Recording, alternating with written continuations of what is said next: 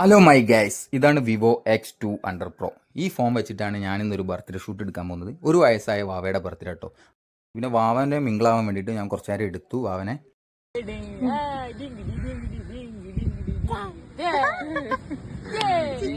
അങ്ങനെ നമ്മൾ കുറച്ച് ഫോട്ടോസൊക്കെ എടുത്ത് വെച്ചിട്ടുണ്ട്. നമുക്ക് ആ ഫോട്ടോസൊക്കെ ഒന്ന് കണ്ടു നോക്കിയാലോ.